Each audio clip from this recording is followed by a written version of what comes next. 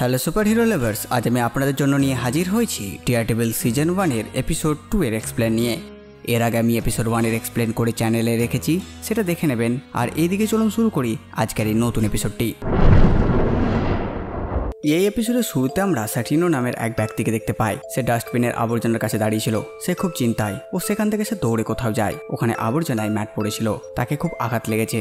সেখানে আবার স্যাটিনো আসে সাহায্য নিয়ে, আর তার সাথে একটি মেয়ে ছিল যার নাম ক্লিয়ার টেম্পল। তারা ম্যাটে সাহায্য করার জন্য ম্যাটকে ক্লিয়ার ঘরে নিয়ে যায়। ক্লিয়ার ম্যাটের চিকিৎসা করে, কারণ ক্লিয়ার একজন নার্স। যখন সে ম্যাটের চোখে টর্চ মারে, সে জানতে পারে ম্যাট অন্ধ। তাই সে খুব চিন্তায় পড়ে যায়, কারণ এমন কে আছে যে অন্ধ ব্যক্তির সাথে শত্রুতা করবে। ম্যাটের গায়ে অনেক ক্ষত থাকায় সে হাসপাতালে ফোন করে। ম্যাট তার কাছে ফোনটি কেড়ে নেয় ও তাকে মানা করে। ও সে বাড়ি যাওয়ার চেষ্টা করে, কিন্তু সে দাঁড়াতে পারে না।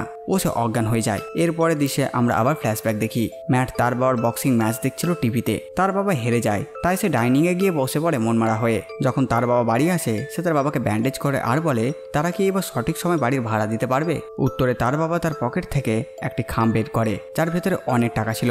ও বলে অনেক সময় হারার জন্য টাকা পাওয়া যায়। এগুলো ম্যাট কিছুই বুঝতে না পারায় সে তার বাবাকে আর কিছু বলে না। এরপরের ঘটনা আবার বর্তমান কালে আসে ও আমরা ক্যারেনকে দেখি, যে ফগির সঙ্গে অফিসে ছিল। ফগি তাকে বলে বাইরে বেরোতে যাওয়ার জন্য, যাতে তারা আনন্দ করতে পারবে। ক্যারেন রাজি হয় ও তারা বাইরে বেড়াতে যায়। আর ওদিকে ক্লিয়া তখনও ম্যাটের চিকিৎসা করছে। ক্লিয়া বুঝতে পারছিল না কিভাবে সে ম্যাটকে হাসপাতালে না নিয়ে গিয়ে সুস্থ করবে।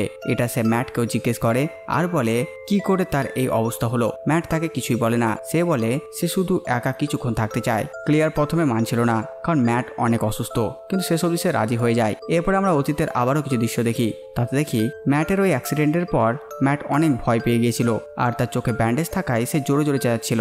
কিন্তু এই সময় তার সিক্স সেন্স অনেক পাওয়ারফুল হয়ে যায়, আর সে দূরের আওয়াজ শুনতে পায়। তখন তার বাবা ম্যাটের কাছে আসে আর তাকে সান্ত্বনা দেয়। এগুলো স্বপ্নে দেখতে দেখতে ম্যাট বর্তমানে চেঁচাতে লাগে। এগুলো দেখে ক্লিয়া আসে ও তাকে শান্ত করার চেষ্টা করে, আর সে ম্যাট কাটি ইঞ্জেকশন লাগিয়ে দেয়। ক্লিয়া তাকে জিজ্ঞেস করে যে সে কে।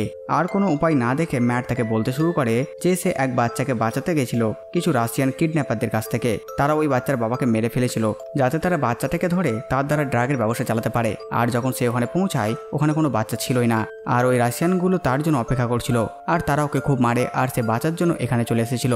এগুলো শোনার পর ক্লিয়ার বিশ্বাসী হচ্ছিল না প্রথমে, কিন্তু সেই সময় ম্যাট আবার আওয়াজ শুনতে পায়। ও সে ক্লিয়াকে বলে যে এখানে এখনই কোনো পুলিশ অফিসার আসবে। প্রথমে ক্লিয়ার এই কথায় বিশ্বাস করে না, তাই সে বাইরে গিয়ে দেখে আর সে অবাক, সত্যি পুলিশ এসেছে। তাই সে আবার ম্যাটের কথায় বিশ্বাস করে, আর তাকে বলে সে কানা হওয়া সত্ত্বেও কিভাবে এত মারামারি করতে পারে। ম্যাট বলে সে এগুলো তার বাবার কাছে শিখেছে। আবারও অতীতে কিছু ঘটনা আমাদের দেখানো হয়, যেখানে ম্যাট ও তার বাবা ময়দানে বসেছিল। সেখানে একটি লোক আসে ও জ্যাককে বলে আজকে তাকে ম্যাচ হারতে হবে। প্রথমে জ্যাক মানে না, কিন্তু যখন তারা বলে ম্যাচ না হারলে তারা ম্যাটকে আঘাত পৌঁছাবে, তাই শেষ পর্যন্ত জ্যাক রাজি হয়ে যায়। আবার ঘটনা বর্তমানে চলে আসে। তখন আমরা দেখি ক্লিয়া ওই পুলিশ অফিসারের সঙ্গে কথা বলছিল। পুলিশ তাকে বলে যে এখানে কোনো লোক এসেছে কিনা, কারণ কিছু দূর আগে অনেক লড়াই হয়েছে, আর সে খবর পেয়েছে লোকটি ওখান থেকে এখানে পালিয়ে এসেছে। ক্লিয়ার এমন ভান করে যে সে কিছুই জানে না, কিন্তু পুলিশ অফিসারের সন্দেহ হয়, আর সে সেখান থেকে চলে যায় কিছু না বলে। ম্যাট তাকে বলে যে পুলিশ অফিসারটি সব জেনে গেছে, তাই ওদেরকে এখনই এখান থেকে পালিয়ে যেতে হবে। ম্যাট বাইরে আসে ও ক্লিয়ারকেও ডেকে নেয়, কারণ তাদেরকে ওই পুলিশকে থামাতে হবে। তাই সে এক ফায়ার সিলিন্ডার উঠিয়ে পুলিশের মাথায় মারে, আর পুলিশটি অজ্ঞান হয়ে যায়। এরপর ম্যাট ক্লিয়ারকে বলে সার্টিনোর সাহায্যে ওই গোয়েন্দাকে ছাদে নিয়ে আসতে হবে। ক্লিয়ার তাকে বলে কেন ওকে ছাদে নিয়ে যেতে হবে। ম্যাট বলে যাতে তার আওয়াজ কেউ না শুনতে পায়। পরে আমরা ক্যারেন ও ফগিকে দেখতে পাই একটি বারে।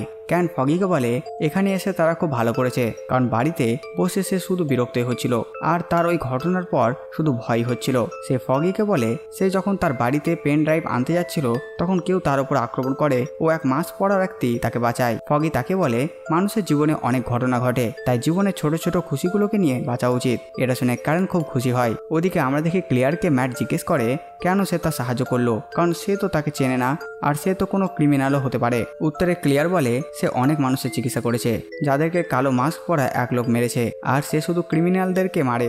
যখন আমি এটা জানলাম আমার খুব ভালো লাগলো, আর আমি তার সঙ্গে দেখা করতে চাইতাম, আর যখন আমি তাকে পেলাম তাকে আমি আর কি করে ছাড়তে পারি। সে ম্যাটকে বলে তোমার এত আঘাত লাগে, তবু তুমি একদিনও বসে থাকো না। উত্তরে ম্যাট বলে তার নাম ম্যাটিও মডক, আর মডকরা কখনো বসে থাকে না। এরপর আমরা আবার ফ্ল্যাশব্যাক দেখি। জ্যাক ওই ম্যাচে যাওয়ার জন্য তৈরি হয়, কারণ সে আজ গিয়ে হারবে। সে ম্যাটকে বলে আমরা হলাম মডক আর আমরা কখনোই হারতে পারি না, আমাদেরকে দাঁড়াতেই হবে। জ্যাক বুঝতে পেরেছে ম্যাট অনেক দুঃখ পাবে যদি জ্যাক ম্যাচ হারে, তাই সে ঠিক করে সে ম্যাচ জিতবে যেমন করে হোক। সে তার এক বন্ধুকে ফোন করে আর বলে যে টাকা তার অ্যাকাউন্টে আসবে সেটা তার ছেলের অ্যাকাউন্টে ট্রান্সফার করতে। এরপর সে আরেকজনকে ফোন করে আর বলে সে আজ এক বড় কাজ করতে যাচ্ছে, তাই তার যদি কিছু হয়ে যায় তাহলে তার ছেলের দায়িত্ব ওকে নিতে হবে। এরপর ঘটনা আবার বর্তমানে চলে আসে। এখানে আমরা ফগি ও ক্যারেনকে দেখি তারা রাস্তায় মজা করতে করতে যাচ্ছিল। ওইদিকে ওই গোয়েন্দার জ্ঞান ফিরে যায় যাকে ম্যাট অজ্ঞান করিয়েছিল। ম্যাট তার কাছে যায় আর বলে আমি জানি তুমি ওদের সঙ্গে কাজ করো, তুমি আমাকে শান্তভাবে বলো যে তুমি এই বাচ্চাটাকে কোথায় লুকিয়ে রেখেছো। প্রথমে তারা কিছুই বলে না। ম্যাট যখন তাদেরকে মারতে শুরু করে তখন তারা একটু মুখ খোলে, কিন্তু তবুও তারা ঠিক মতো কিছু বলে না। এরপর ক্লিয়ার মাস্ক পরে আসে ও ম্যাট মানুষেরা কঙ্গের কথা বলে যেখানে আঘাত করলে মানুষ সত্যিই কথা বলতে বাধ্য হয়। ম্যাট তাকে মারতেই যাচ্ছিল, ভয়ে পুলিশটি তাকে বলতে লাগে। পুলিশটি তাকে বলে তারা সংখ্যায় অনেকে আছে যারা ম্যাটকে মেরে ফেলবে। ম্যাট পুলিশটিকে বলে কেউ আমার কিচ্ছু করতে পারবে না আর তাকে বিল্ডিং থেকে ডাস্টবিনে ফেলে দেয়। ক্লিয়ার এতে খুব ভয় পেয়ে যায় কারণ পুলিশটি হয়তো মরে গেছে। ম্যাট তার বুকের আওয়াজ শুনে আর বলে যে সে ঠিক আছে আর সে ক্লিয়ারকে সেখান থেকে পালাতে বলে কারণ সেখানে অনেকে চলে এলে ক্লিয়ারকে কেউ কিছু বললে তার ভালো লাগবে না। তাই ক্লিয়ার ঠিক করে সে তার বন্ধুর বাড়িতে যাবে। ম্যাট ক্লিয়ার কাছ থেকে তার বন্ধুর ঠিকানা নেয় যাতে সে ক্লিয়ার সাথে আবার দেখা করতে পারে। এরপর ম্যাট সেখান থেকে এগিয়ে যায়। আমরা আবার ফ্ল্যাশব্যাক দেখি জ্যাক ওই ম্যাচে পৌঁছে গেছে ও সে ম্যাচ জিতে যায়। জ্যাক বুঝতে পেরেছিল সে আর সুরক্ষিত নয়, তাই সে বাড়ি যাওয়ার জন্য তৈরি হয়। ওদিকে ম্যাট খুশি হয়ে তার বাবার জন্য অপেক্ষা করছিল। সে জেনে গেছে তার বাবা জিতেছে, কিন্তু তার বাবা না আসায় সে বাড়ি থেকে বেরিয়ে যায়। ও তাকে খোঁজে। সে দেখে রাস্তায় অনেক পুলিশ এক লাশের কাছে দাঁড়িয়ে আছে। সে লাশের কাছে যায় ও বুঝে যায় ওটা তার বাবার লাশ আর তাকে ওরাই মেরেছে যারা তাকে ম্যাচ হারতে বলছিল। এগুলো দেখে ম্যাট কান্না করতে শুরু করে। সে বুঝতে পারে না যে সে কি করবে। আবার ঘটনা বর্তমানে আসে আর আমরা দেখি ওই রাশিয়ানরা ওই বাচ্চাটির কাছে খাবার নিয়ে যায়, কিন্তু বাচ্চাটা তার বাবার অপেক্ষা করছে। ও সে কিছু খায় না। এই দেখে রাশিয়ানরা তাকে কিছু না বলে সেখান থেকে চলে যায়। ইতিমধ্যে ম্যাট পৌঁছে যায় ও সবার উপর আক্রমণ করে। এরপর ম্যাট ওই বাচ্চাটার কাছে যায় আর বলে তার সাহায্য করতে এসেছে। বাচ্চাটা তার কোলে যায়। ম্যাট বাচ্চাটিকে নিয়ে বাইরে বেরিয়ে আসে আর এই পর্বটা এখানেই শেষ হয়ে যায়। তো বাস বন্ধুরা, এই ভিডিও বাস এতটুকুই। আপনারা কমেন্ট করে জানান ভিডিও আপনাদের কেমন লাগলো। সাথে সাথে আমার এই কাজ যদি আপনাদের ভালো লাগে ভিডিওটি লাইক চ্যানেল সাবস্ক্রাইব করে দেবেন। তো আমি আসতে পারি নতুন ভিডিও নিয়ে। আমি প্রিন্স সালমান, আপনারা দেখছিলেন বাংলা মুভিজ।